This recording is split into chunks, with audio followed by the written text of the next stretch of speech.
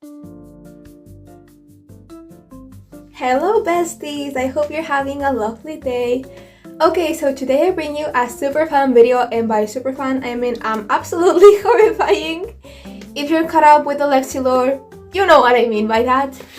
Anyway, so this week marks the 1-year anniversary since I broke up with my abusive boyfriend. Yippee! And I figured to celebrate I would kind of do a story time, but we're gonna do it in game format while I give you a Kandi tour.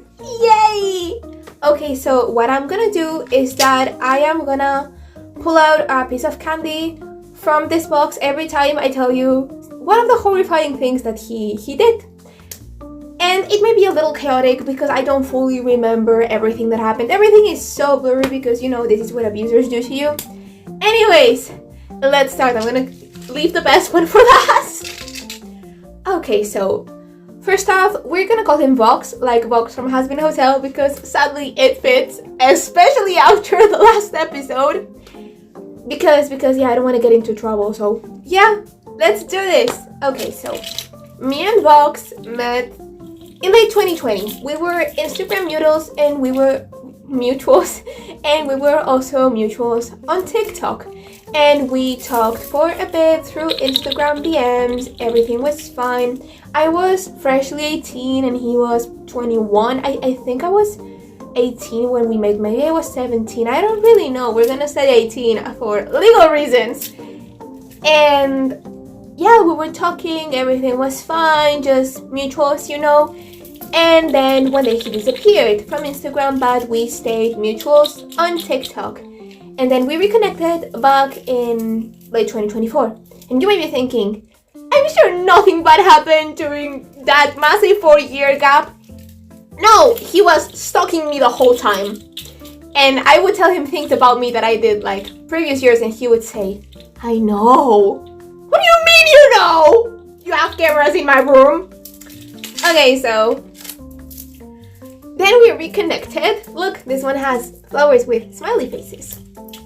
And we started talking, everything was fine, and he love bombed me for like 2 weeks, and then we started dating. Yay! And as some of you know, I am very much asexual. I have no interest in doing those activities, and I am also incredibly traumatized in that regard, so that is very off the table for me.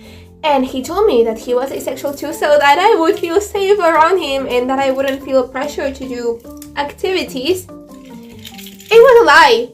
Yay, look, jingle jingle. Turns out he had planned to do pretty horrific stuff for when I came over to see him. We were long distance, luckily, so he didn't lay a hand on me. Luckily, I dodged a massive bullet with that, and I only found out after the breakup. And yeah, having that knowledge kind of didn't let me sleep peacefully at night. I love it when people want to do things to me without my consent. No, I actually don't, but we're not getting into that. Anyway, so after we started dating, look, it's a lobotomized duck. I lobotomized it myself. It's a rubber duck. And I wish I could perform this lobotomy on me. I think I would be a happier person. No, lobotomies are bad. Anyway, so we kept talking, we were dating, everything was fine until it wasn't. Turns out he was extremely violent and aggressive, and he threatened one of my classmates for being like in a closed room with me. He told me about the threat. He didn't like directly threaten him, but he was like, I am gonna do things to him. Anyways, you know the gore is interesting kind of meme? That's the vibe we're here for.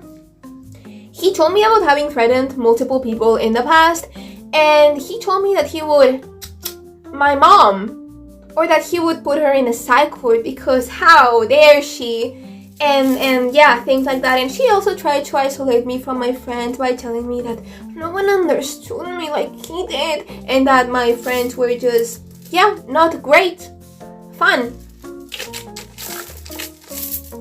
And here's another lobotomized duck, because I love lobotomizing ducks. I know it's my passion. And he treated me like a baby. I I was not allowed to consume media that he didn't want me to consume. I mean, I could, but then he would get really pissy and mad at me because I was just so sensitive and I was so innocent and I needed to be protected. So yeah, no, I was not allowed to consume certain things. I was not allowed to draw certain things, and everything was seen as, yeah, no, I just needed his permission for everything, which was a lot of fun. I still did things behind his back though, but I was really scared. Another lobotomized duck. I'm gonna show you something different actually. Look, this one makes noise. Look. I love trinkets. Fun. Anyways, one night we were talking about seeing each other, going to visit, and he told me, because we were long distance, that I could stay at an Airbnb. I shared Airbnb because we were gonna go halves with the money, and I didn't mind paying a bit more for comfort, but yeah, he was pretty against it, and he was like, well, you can share an Airbnb with a bunch of strangers. And you all know that I have a bit of, you know, trauma with you know, sleeping in a place where I don't know if people are gonna do things to me at night while I'm unconscious. Anyways, so did you know that my highest skin is on from mouthwashing? Anyways, we're not gonna go there. And he said, Lexi, I know you're afraid of getting assaulted, but if you go to like a private Airbnb, maybe the owner of the Airbnb is also a little Jimmy, you know, and does things to you. Yay. I mean, everything was safer than staying at his house knowing that he low-key wanted to do that to me. So yeah.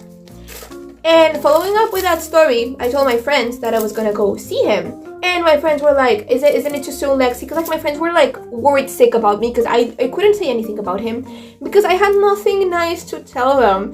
He was an absolute piece of trash and he was treating me horribly. I had nothing nice to tell my friends about him. So yeah, it was just very quiet and it was totally not suspicious. This is a little like lipstick. It's a lot of fun. It's from Claire's. And Claire's clothes, and I am very sad. It's like this one that I'm wearing here.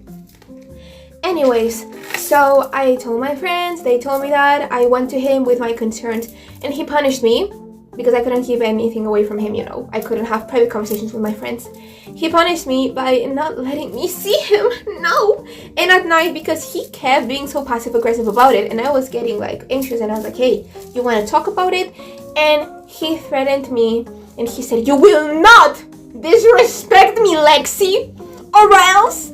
And I had a panic attack because I'm very normal about those things. I mean, who wouldn't? And he said that I was crazy, that I was psychotic, and that I needed to go into the ER so they would drug me and sedate me. Fun! And last but not least, I'm missing out a lot of stuff, but I don't want to torment you too much. Look, it's a water gun. Last but not least, once I gathered the courage to tell my friends about what he was doing and I kind of opened my eyes to all of the abuse, I decided to break up with him. I did it over the phone in a public place so that he wouldn't manipulate me into getting back with him. And he said, no, Lexi, I know that I was bad. I know that I did bad things to you, but look, I built you a Minecraft house. You need to stay with me. Aren't I such a nice guy? And the house in question had a basement. Because, I don't know, he was weird. He wanted to do weird things to me. And it turns out that he went after people that had like very specific trauma or that were, you know, kind of easier to take advantage of or victimize or easy to manipulate. Yeah, and he spent 4 years gathering information about me so he could just carry out his evil scheme. Fun! No, not really fun. Anyways, before I finish, look, it's a pail! I made this one for Anya, and I think this is very fitting for what I'm about to say. So whenever I said something like, I don't know, I mentioned going out, things like that, I don't really go clubbing, but he was like, no, Lexi, you can't go clubbing because they will assault you. They will assault you, for sure. Stop projecting, bro, not everyone is like you. Anyways, I hope you enjoyed the Kandi tour, yippee!